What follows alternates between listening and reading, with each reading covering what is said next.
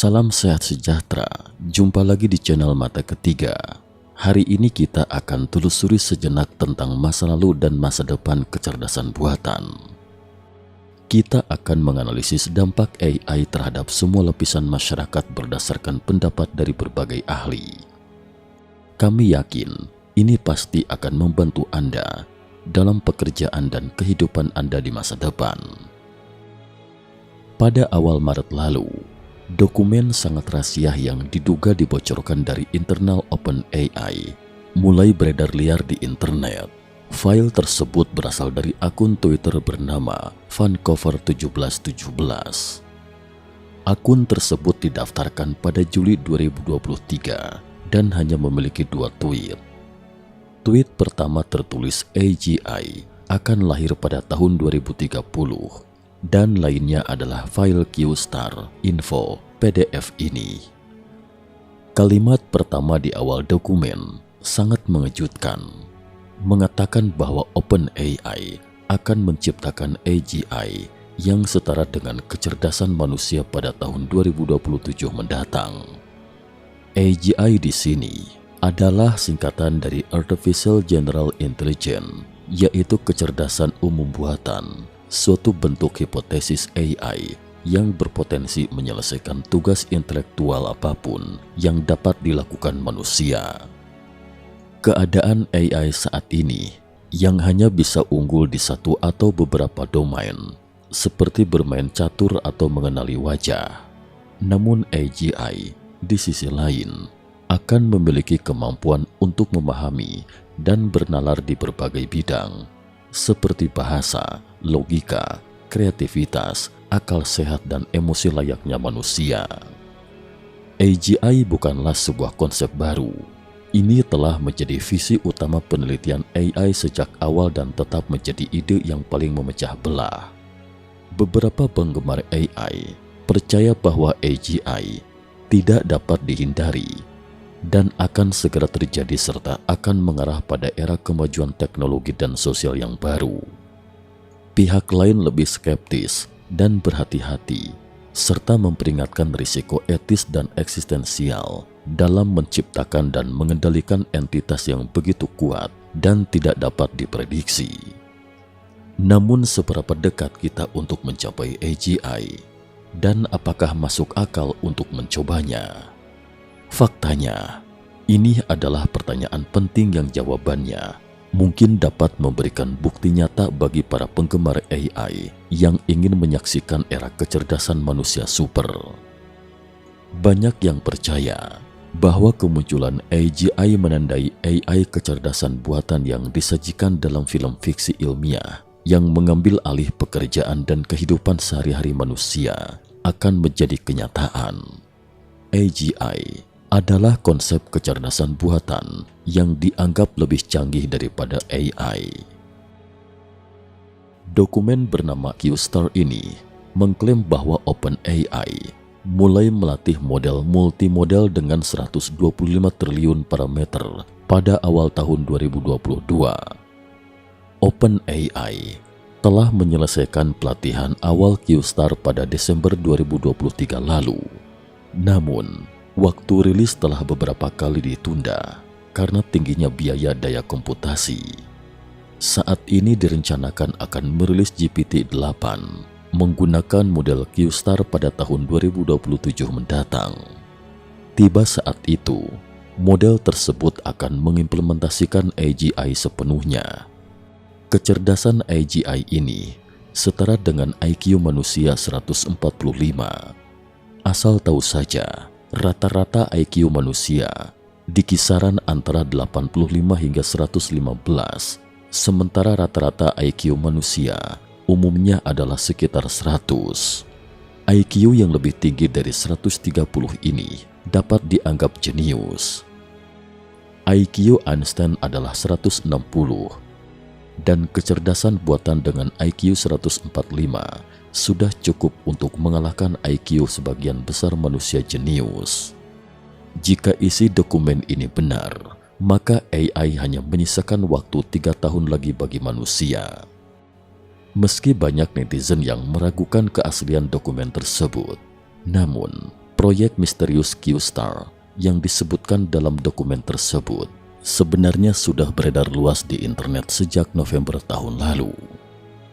Sam Altman, CEO dan salah satu pendiri OpenAI, sempat diberhentikan pada November tahun lalu. Sehari sebelum Sam dicopot dari jabatannya, dia melontarkan beberapa pernyataan spekulatif di sebuah acara. Apakah ini alat yang kita ciptakan atau makhluk yang kita ciptakan? Ini akan menjadi pembaruan terbesar kami. Banyak orang menafsirkan pernyataan Sam tersebut bahwa OpenAI telah menciptakan AGI. 4 hari setelah Sam diberhentikan, model kecerdasan buatan rahasia OpenAI Q-Star pun bocor ke publik, sehingga berbagai rumor pun beredar luas di dunia maya. Seorang sumber yang mengetahui masalah tersebut mengatakan bahwa pemecatan Altman terjadi setelah adanya perselisihan antara Altman dengan dewan direksinya, Ilya Sutskever, salah satu pendiri OpenAI dan kepala ilmuwan perusahaan. Perselisihan dewan direksi OpenAI mengenai keselamatan dan keamanan AI mencerminkan perpecahan yang sudah berlangsung lama di dalam OpenAI mengenai pengembangan alat AI yang kuat dan bertanggung jawab masalah yang telah mengganggu perusahaan sejak awal berdirinya. Perdebatan tersebut mencakup perbedaan pendapat mengenai keamanan AI, kecepatan pengembangan teknologi dan komersialisasi perusahaan, kata orang dalam yang meminta untuk tidak disebutkan namanya.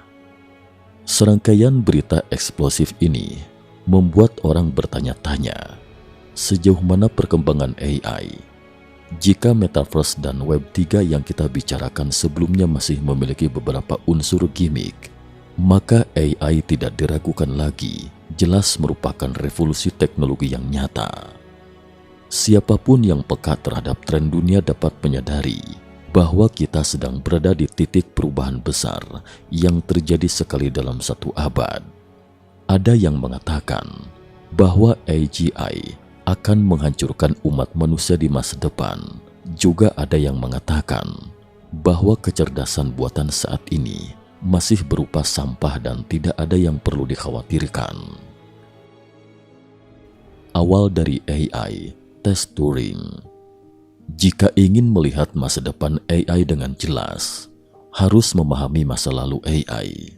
Karena hanya dengan belajar dari sejarah, baru dapat memprediksi masa depan. Berbicara tentang lahirnya AI, salah satu topik yang tidak bisa dihindari adalah tes Turing. Pada 1950, Alan Turing, seorang ahli matematika asal Inggris, menuliskan sebuah esai yang berjudul Computing Machinery and Intelligence. Dalam esai itu, ia melontarkan sebuah pertanyaan yang menjadi landasan dikembangkannya kecerdasan buatan hingga kini.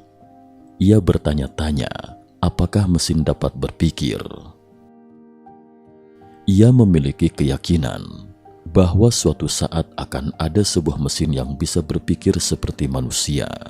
Namun ia juga memandang bahwa bila hal itu terjadi, maka bisa membawa sebuah masalah besar. Untuk itulah, Alan Turing membuat sebuah tes yang disebut tes Turing.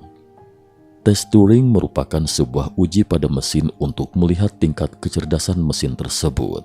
Alan Turing berpendapat, jika manusia bisa membuat sebuah mesin yang dapat berpikir, maka harus ada sebuah kriteria yang pasti untuk mengatakan apakah mesin tersebut mampu menyamai kecerdasan manusia. Tahapan tes Turing. Alan Turing menciptakan tes Turing dengan sebuah pembatas antara investigator dan dua sistem yang melakukan tes. Dua sistem yang melakukan tes adalah manusia dan mesin komputer. Investigator akan menanyakan pertanyaan yang sama tanpa mengetahui siapa yang menjawab, apakah mesin atau manusia. Jika keduanya bisa menunjukkan cara pikir yang sama, maka mesin tersebut sudah mencapai kecerdasan yang setara dengan manusia. Banyak ahli pada masa itu yang menyanggah tes tersebut. Mereka mengatakan bahwa tes Turing belum tentu 100% valid. Jika mesin komputer bisa lolos tes Turing, itu bukan berarti mesin dapat berpikir seperti manusia. Beberapa ahli berpendapat bahwa mesin dapat melakukan perilaku yang konsisten sehingga bisa lolos dari tes. Muncullah dua tipe hasil. Salah satunya weak equivalence, di mana kedua sistem, baik manusia maupun mesin, akan memiliki hasil setara, namun cara berpikir yang berbeda. Hasil lainnya adalah strong equivalence, yang berarti mesin memiliki cara berpikir dan hasil yang setara dengan manusia. Seperti yang sudah disebutkan sebelumnya, tes Turing diciptakan untuk mengetahui level kecerdasan suatu mesin. Salah satu produk dari perkembangan tes ini adalah munculnya sistem chatbot. Bila Anda kerap menggunakan aplikasi, pasti tak asing lagi dengan fitur chatbot.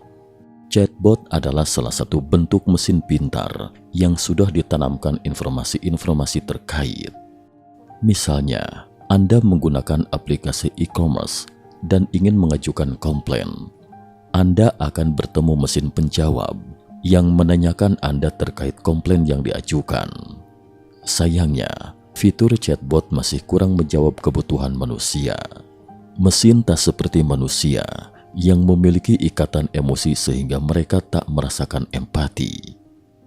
Padahal, beberapa masalah membutuhkan adanya rasa empati yang bisa dirasakan manusia. Selain itu, chatbot sendiri hanya bisa menangani masalah-masalah yang dasar. Untuk masalah kompleks, masih membutuhkan bantuan manusia karena mesin tak bisa berpikir sendiri untuk memecahkan kasus yang rumit. 3 cara pikir manusia. Jika mesin tetap harus mengandalkan manusia untuk memecahkan masalah yang rumit, lalu bagaimanakah sebetulnya cara manusia berpikir? Apakah mesin juga bisa meniru cara berpikir manusia? Dalam berpikir, manusia akan memperoleh pengetahuan terlebih dahulu. Berikut ini 3 pemetaan manusia dalam memperoleh pengetahuan dan berpikir. Input. Segala sesuatu yang ada di dunia bisa dipetakan dalam kepala atau model otak manusia dengan mudah. Misalnya dengan menyebutkan kata rumah, kita akan langsung membayangkan sebuah bangunan tempat seseorang berlindung tanpa harus melihat terlebih dahulu gambarnya. Output. Kebalikan dari input, output adalah bagaimana manusia bisa memetakan apa yang terdapat di dalam otak ke dunia nyata. Hal ini disebut juga sebagai aktuator. Relasi antara keduanya. Tipe ini termasuk gabungan keduanya dan merupakan pengetahuan abstrak tentang dunia nyata. Tahapan yang terjadi adalah sebagai berikut. Proses input dimulai dari memetakan atau menerima sensor. Kemudian muncul problem representation, lalu berkembang menjadi learning atau pembelajaran. Setelah itu memasuki proses output, di mana muncul knowledge representation dan aktuator di dunia nyata. Proses pembelajaran itulah yang menjadikan kecerdasan manusia unik. Suatu kecerdasan harus memiliki aspek pembelajaran. Dalam aspek tersebut, kinerja sistem memiliki kemajuan karena terjadi proses peningkatan kualitas. Misalnya, Anda memiliki kalkulator yang bisa menghitung ratusan angka. Kemampuan tersebut membuat kalkulator disebut sebagai mesin pintar. Namun jika kalkulator Anda bisa memprediksi perhitungan apa yang sering Anda kerjakan, itulah mesin cerdas yang memiliki aspek learning. Pada November 2022, OpenAI meluncurkan transformator pra-terlatih generatif 35. Ini merupakan versi lanjutan dari model GPT yang menggunakan teknik deep learning untuk menghasilkan teks lebih baik dan lebih alami. GPT-35 memiliki kemampuan untuk memahami konteks, menghasilkan konteks koheren, dan memberikan jawaban relevan berdasarkan input yang diberikan. GPT-35 telah digunakan dalam berbagai aplikasi, termasuk dalam pengembangan chatbot yang dapat berinteraksi dengan pengguna secara real-time. Salah satu keterbatasan GPT-35 yaitu kecenderungannya untuk menghasilkan informasi yang tidak masuk akal dan tidak benar, diistilahkan sebagai halusinasi AI, sehingga dapat menyebabkan ketidakpercayaan terhadap informasi yang dihasilkan AI. Transformator pra terlatih generatif 4 yang dirilis pada tanggal 14 Maret 2023 merupakan versi terbaru ChatGPT yang hanya bisa didapatkan melalui ChatGPT Plus. GPT-4 memiliki sebanyak 1 triliun parameter dan merupakan large multimodal, model yang dapat mengurai menerima input gambar dan teks, meskipun hanya bisa merespon melalui teks OpenAI 2023. Pada dasarnya, GPT-4 dan GPT-35 merupakan program yang sama, yaitu language model terlatih berformat dialog atau percakapan. Perbedaannya terlihat ketika kerumitan tugas mencapai ambang batas yang memadai. GPT-4 lebih andal, kreatif, dan mampu menangani lebih banyak instruksi bernuansa daripada GPT-35. Pada 1 Mei 2023, pionir teknologi kecerdasan buatan Geoffrey Hinton mundur dari jabatannya sebagai pemimpin Google AI. Hinton telah bekerja di Google selama lebih dari 1 dekade dan menjadi salah satu tokoh terkemuka di bidang AI.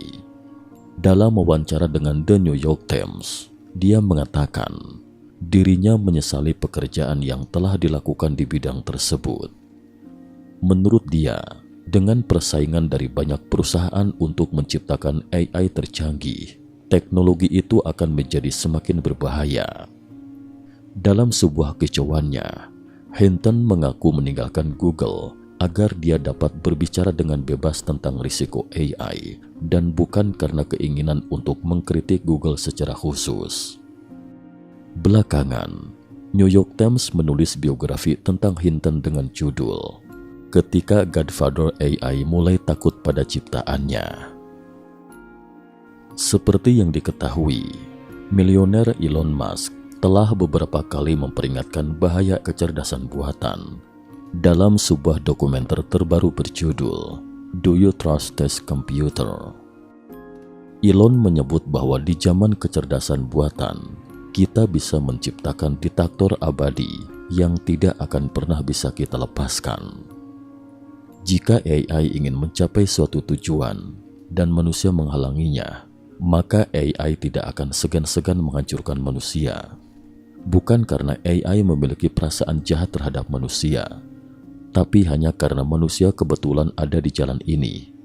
Ibarat kita sedang membangun jalan dan ada sarang semut di jalan ini. Kita tidak benci semut, tapi maaf mut, selamat jalan ke akhirat. Mungkin yang diketahui oleh tokoh besar seperti Elon Musk dan Geoffrey Hinton bukanlah produk AI ChatGPT atau perusahaan OpenAI. Yang mereka takutkan adalah kompetisi AI yang sedang berlangsung ini akan membawa manusia ke ujung neraka. Bagaimanapun, dalam setahun di masa lalu itu dapat digambarkan sebagai tahun pertarungan antar dewa di bidang penelitian AI. Pada Januari 2023, Google meluncurkan sebuah alat AI yang dapat menciptakan musik berdasarkan deskripsi teks. Alat ini menggunakan teknologi deep learning dan dapat mengambil deskripsi teks apapun, seperti judul lagu atau lirik, dan menciptakan musik yang sesuai dengan deskripsi tersebut.